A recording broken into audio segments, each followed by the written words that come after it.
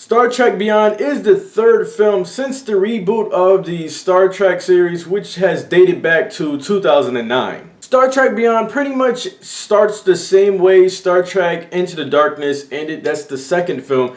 It starts off pretty much how the last one ended. And that is showing how our crew members is bonding and not bonding together. They're 3 out of 5 years so far on their adventure out in space.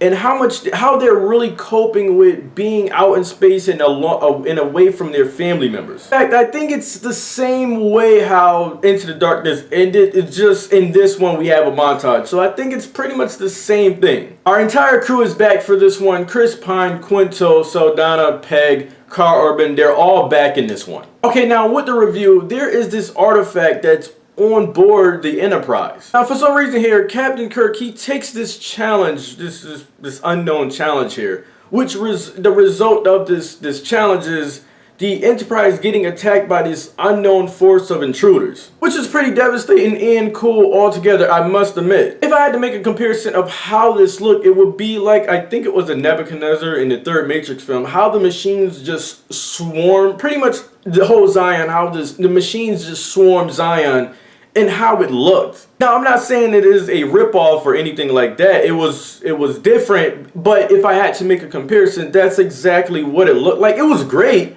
but it did look like that in some ways with these intruders. They looked just like the machines in the Matrix attacking the ships. These intruders literally cut the Enterprise in half. It's gone. It's cut in half.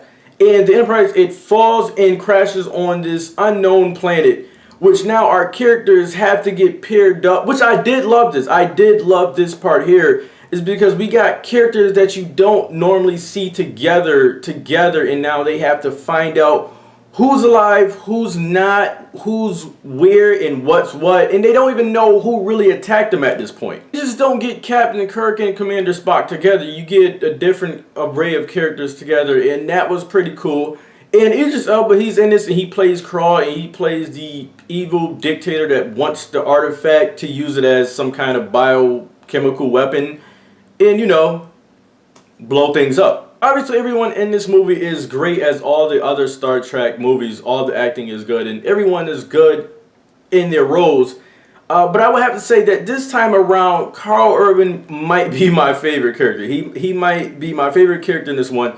In the past two other films, Zachary Quinto as Spock was my favorite characters. As much as I would want to say, yeah, I'm Captain Kirk, Spock was my favorite character. But I gotta say, in this one, Karl Urban might actually be my favorite character. This Star Trek, however, is not directed by J.J. Abrams, which means no more lens flares, and that sucks because I'm one of the people that I actually do enjoy the lens flares. Now, Justin Lin is the director of this movie, and he has done 4 out of whatever the amount of Fast and Furious films it has been.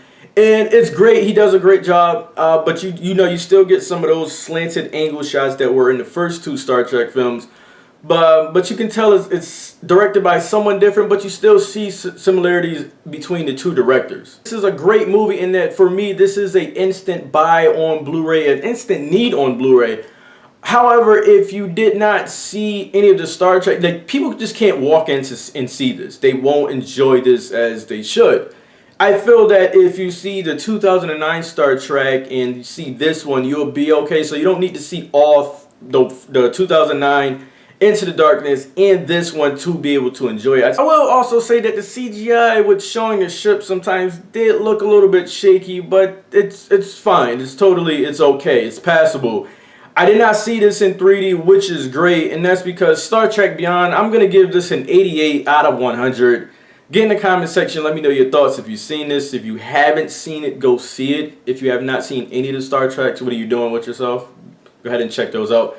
I'm done here.